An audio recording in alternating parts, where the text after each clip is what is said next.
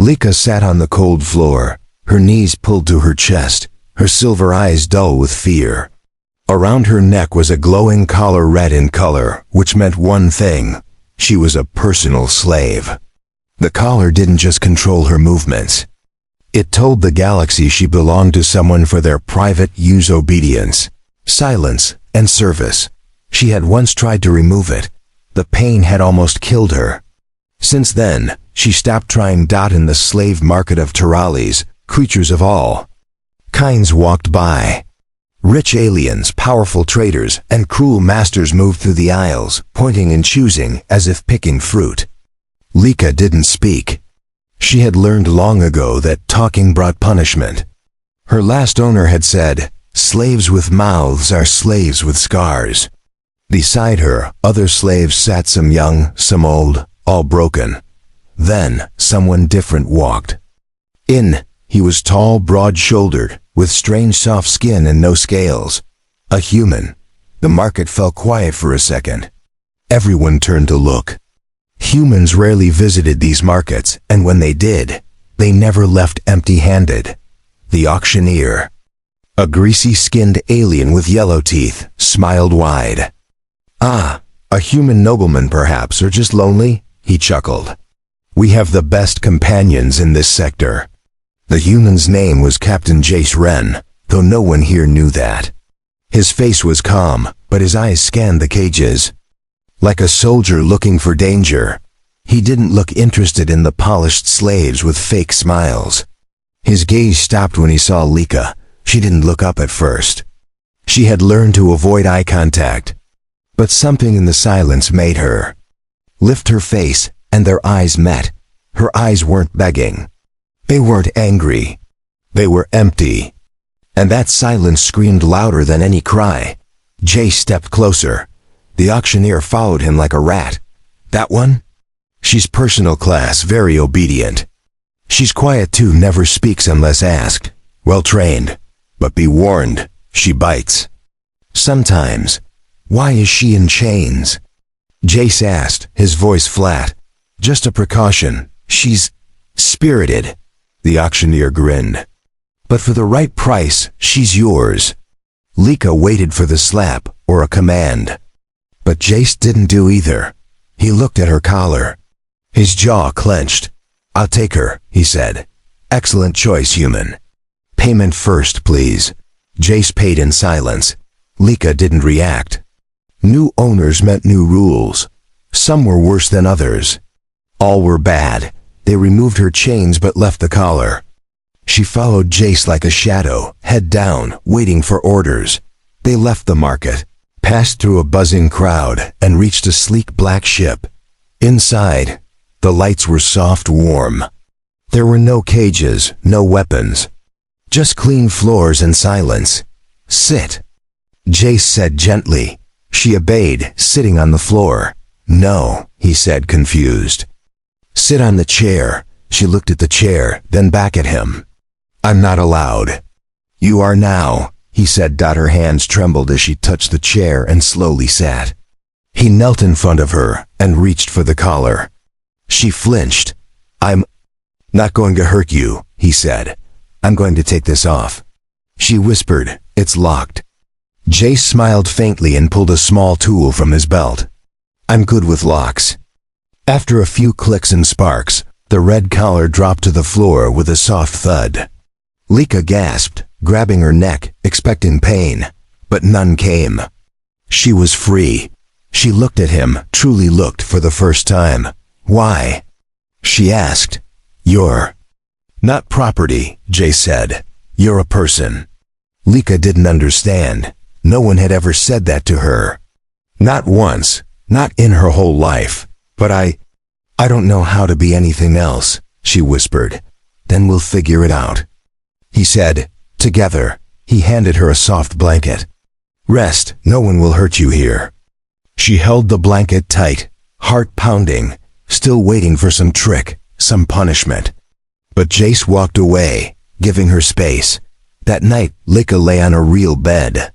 No chains, no cold floors, and for the first time in years, she cried, not from fear, But because someone had finally seen her, not as a slave, not as a thing, but as a person, and somewhere deep inside, a tiny spark lit up. A hope she had buried long ago. Lika woke up expecting pain. She had slept curled into a ball, still gripping the soft blanket like armor. But when her eyes opened, there was no master standing over her, no orders, no whip. Only quiet. A warm light spilled in from the hallway of the ship. The room smelled clean like metal and something she couldn't name. She was still dressed in the soft clothes the human gave her. The collar was gone, yet her neck felt heavy, like her body hadn't caught up to the truth. She stepped out of the room slowly, bare feet silent on the metal floor. Captain Jace Wren stood at the console of the ship's cockpit, staring at the stars through the glass. He heard her but didn't turn. "You slept longer than expected," he said calmly. "That's good. You needed it." Lika flinched. In her old life, you slept too long meant punishment. But his voice wasn't angry. "I didn't mean to," she whispered, still unsure if speaking was allowed. Jace finally looked at her. "You're free now. You can speak, sleep, eat, or yell if you want. I won't stop you." Free, that word again. It sounded like a dream. She looked down. "I don't understand why you bought me." Jace leaned back in his chair. "Because I couldn't leave you there." "You could've. Everyone else did. I'm not everyone else." Silence filled the room again. Lika's stomach growled quietly. She wrapped her arms around herself in shame. Jace stood up and gestured to the kitchen unit nearby. "Foods. There. It's auto-sorted. Try anything you like. I loaded some from your region." She hesitated, then walked over, pressing a button on the food panel. A warm bowl of something soft and blue appeared. It smelled familiar. Safe. She ate slowly, stealing glances at him. He wasn't watching her like the others used to, with hunger or command, just quiet. After a while she asked, "What now?" "What am I supposed to do?" "You don't have to do anything," he replied. "But if you want to stay, I could use a helper on the ship. Navigation, repairs, simple stuff. I'll teach you." "Like a crew member?" He smiled. "Exactly." She stared at him. No one had ever offered her a role that didn't come with chains. "But I was trained for something else." Jace's expression darkened. "I don't care what they trained you for. You decide who you are now." Her heart beat faster. Could this really be real? "I don't even know who I am," she admitted. "That's okay," Jace said. "Most people don't, but at least now you have time to find out." Suddenly, the ship beeped. A message flashed on the screen. Jace walked over, scanned it, and his eyes narrowed. "What is it?" Lika asked. "We're being watched. Someone's tracking the ship." Her blood turned cold. "Slavers?" "Most likely." Lika stepped back, panicked. "They'll come for me. They'll say I escaped." "You didn't escape," Jace said firmly. "I bought you, legally. Then I freed you." "They don't care about the law," she whispered. He turned to her, voice calm but steel beneath it. "They'll care when they see me."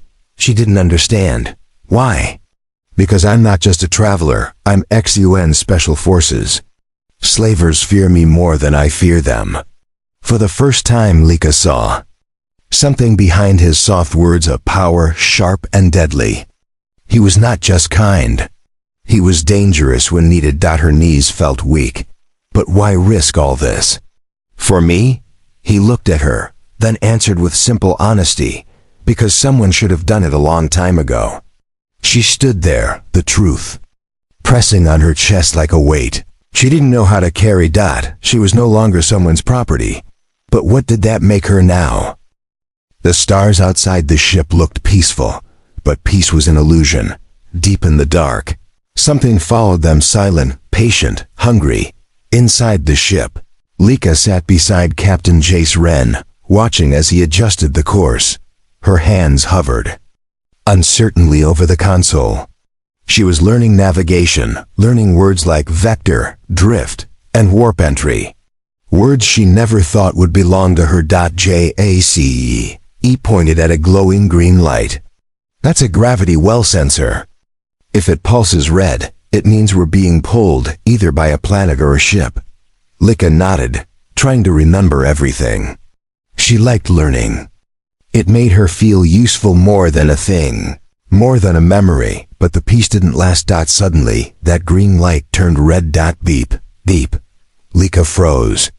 Her fingers tightened on the edge of the console. What is it? Jace's eyes narrowed. We're being locked by a tractor beam. Something big behind us. He tapped the screen. A ship appeared, black, with blood-red stripes. No signal, no ID, no flag. Slavers. They found us, Lika whispered, voice shaking. Jace didn't panic. His voice remained calm. Go to the back of the ship. Get in the lower pod. Stay quiet. Don't come out until I say. She didn't move. They'll take me. They always take me. Not this time, he said. She looked at him, tears forming. You can't fight them all. He didn't blink. I don't need to fight them all. I just need to show them who I am. Lika ran. Her legs moved on instinct, fueled by fear and something new, hope. She hid in the lower pod, small and silent, listening as the ship shook. Outside, Jace stood at the main hatch as the slaver ship docked. His blaster was ready, but his real weapon was his voice. The slavers stormed in, tall beasts with glowing tattoos and mechanical jaws. One of them growled, "Hand over the girl. She belongs to the syndicate." Jace didn't step back. She doesn't belong to anyone, he said. And you've just made a very big mistake, they laughed. One reached forward. Jace shot first. The beam hit the slaver's arm, melting. Through armor like paper, the room exploded into chaos. Jace moved like a ghost, one step ahead, one strike too fast. 3 slavers went down before they could scream. Lika trembled in the pod below. Every thump and scream made her heart pound harder.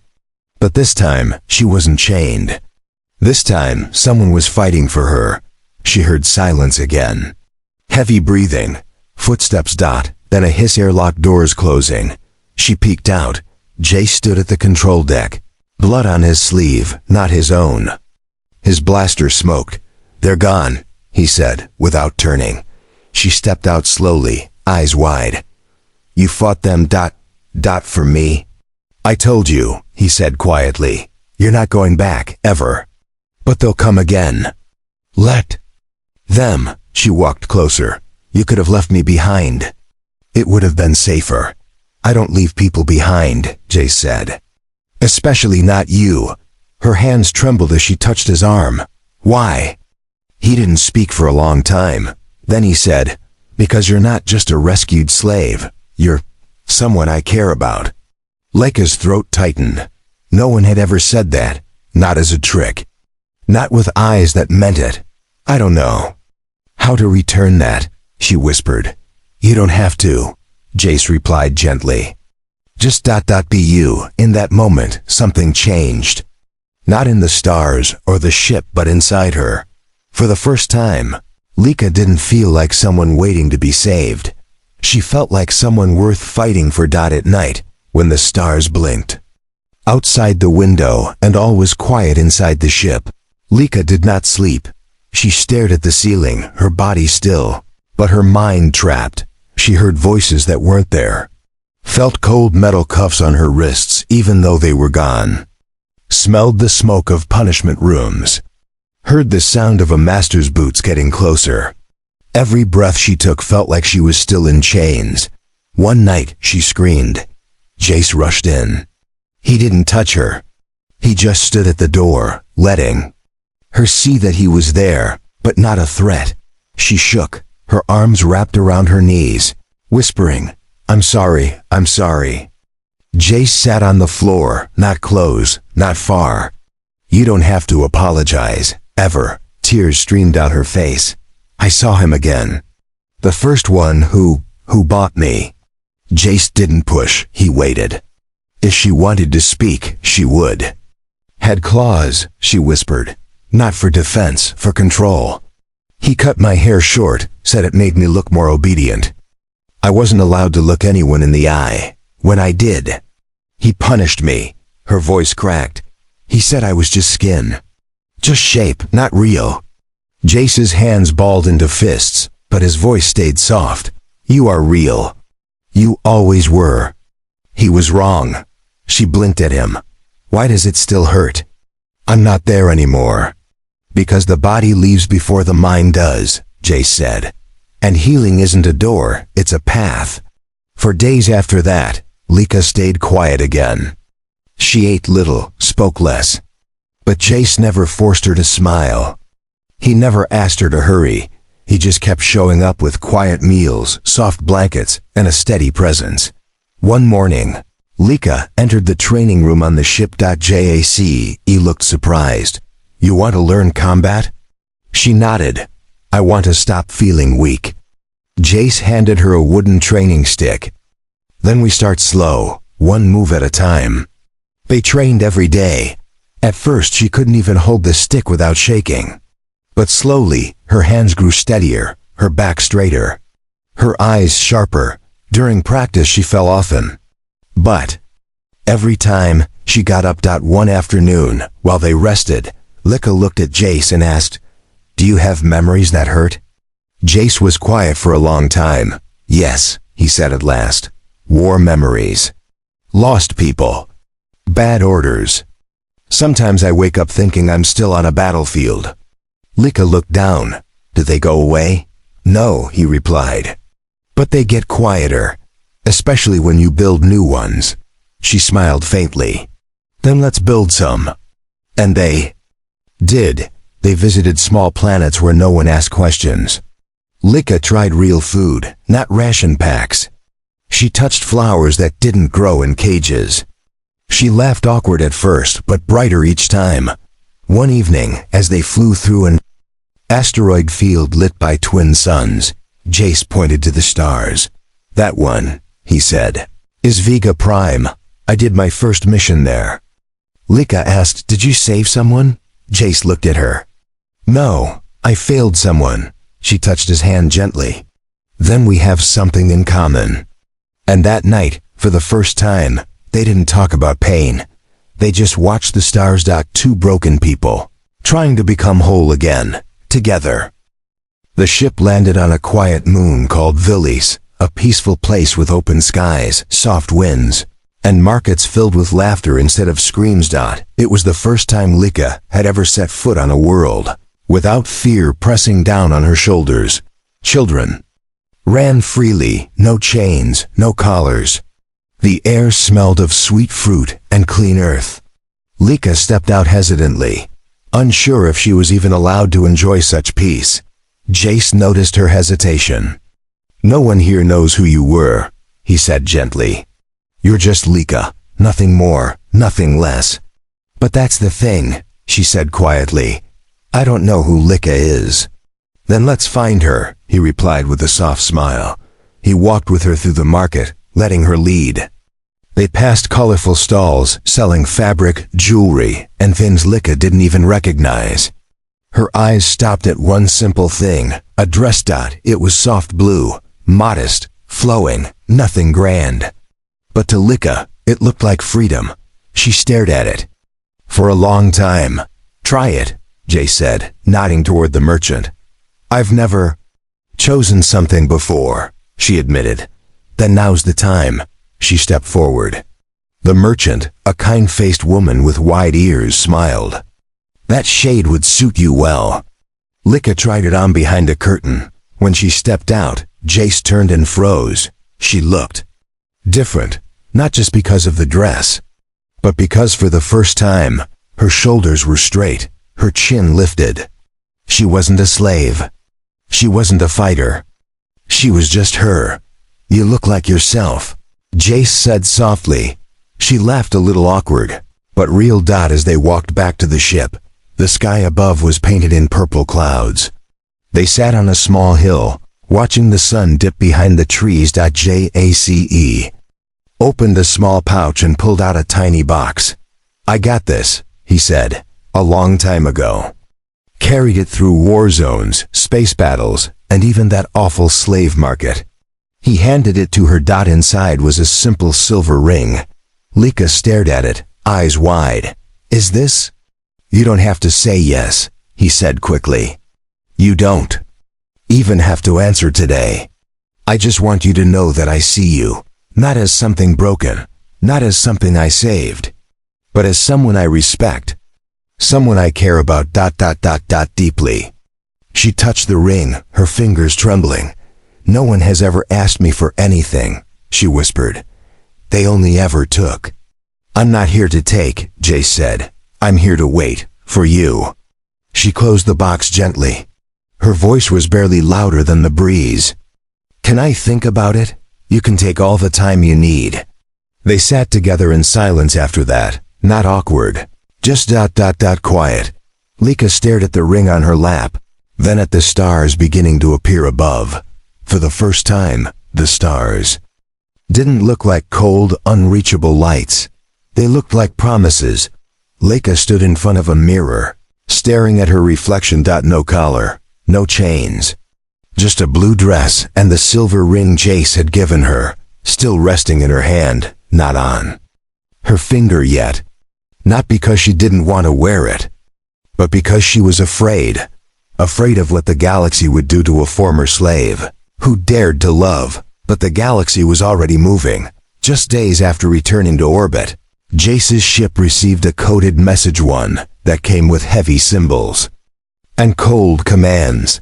The Galactic Council summoned them both. The reason?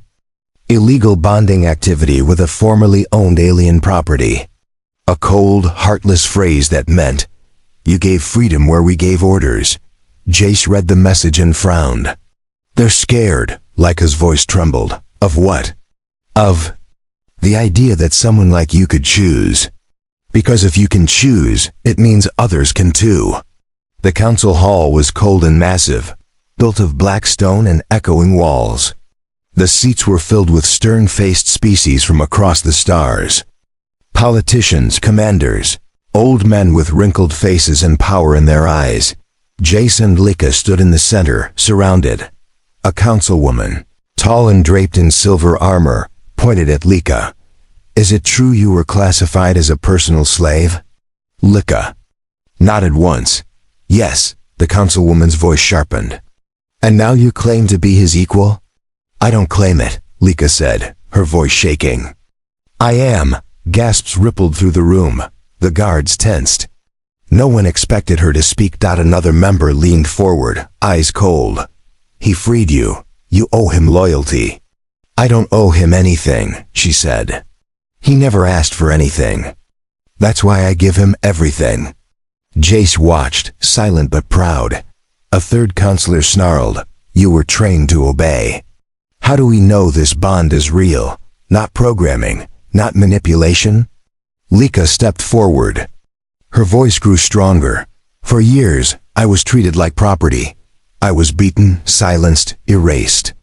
And for the first time, I was given the one thing you all fear, choice. The council fell into stunned silence. Jace finally spoke. You built laws to control beings, but love doesn't follow rules. She doesn't belong to me. And I don't belong to her. We chose each other. That's more than your chains can ever understand. There was a long pause. Then the lead councilwoman spoke, her voice low. Leave this court. But know this, if others follow your path, chaos will come. The system will break. Jace smiled. Then maybe it should. Outside the court, Lika's hands were shaking. I thought they would kill me, she whispered. You faced them, Jace said, placing a hand on her shoulder. And you stood taller than all of them. She pulled the ring from her pocket. I was afraid. If I wore this, I'd be punished. Jace stayed silent. Lika looked up at him. But now I think, if I don't wear it, I'm still letting them control me. Then, without waiting, she slid the ring onto her finger. It shone in the sunlight. And so did she. The stars had never looked so close. Lika stood at the front of the ship. her hand resting on the glass, the silver ring now shining proudly on her finger. She no longer wore the old slave tunic or hid her face behind her hair. Her new dress flowed gently with every movement, and her eyes, once hollow, were now filled with fire. Today wasn't just another day. Today, she was becoming something she was never meant to be, a wife. By choice, by love, by her voice. Jace waited at the edge of a quiet clearing on the moon of Orion 7, where violet flowers grew wild, and the air smelled like rain and stone. No crowd, no cameras. Just two hearts and the stars above.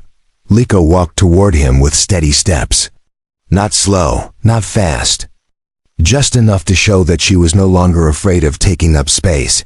Jace smiled as she reached him. "You're late." "I had to make sure I liked what I saw in the mirror," she teased gently. "And?" She looked at him with glowing eyes. "I saw someone alive." He offered her a single metal band, etched with ancient Terran writing. "Not gold, not rich. Just simple, just real, Lika," he said, voice steady. "You don't owe me anything. But if you want, I want to spend the rest of my life beside you. Not as your owner, never that. As your partner. As your equal."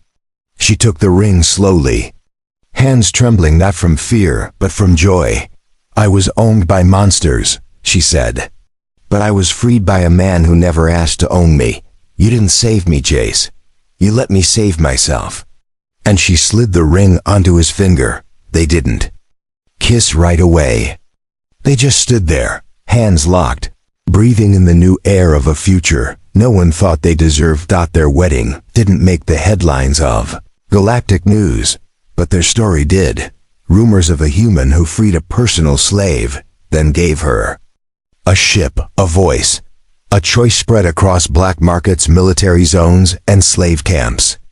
Slaves began whispering her name like a secret spell. Lika. Some escaped and sought freedom. Others simply found the courage to dream again. And Lika? She became more than just Jace's wife. She became his co-pilot, his fighter, his shadow and his light. They traveled to slave worlds, hacked auction systems, and cracked collars open with Jace's tools. Each time a collar fell, Lika whispered, "You're not a thing." She knew the weight of those words, because once she had worn the same chains. One evening, far from everything, Lika stood beside Jace on the deck of their ship. Stars blinked all around, silent and watching.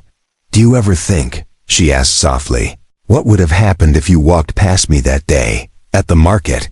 Jace looked at her. "Every single day, and I thanked the stars I didn't." She leaned into him, her voice strong, clear. "I was a slave, then I was free. But now, I am more than both." "You are," he said. "You're not just my past, Jace," she added. "You're my future." And with that, the ship soared forward into the stars, not with chains or commands, but with love guiding every course they set together.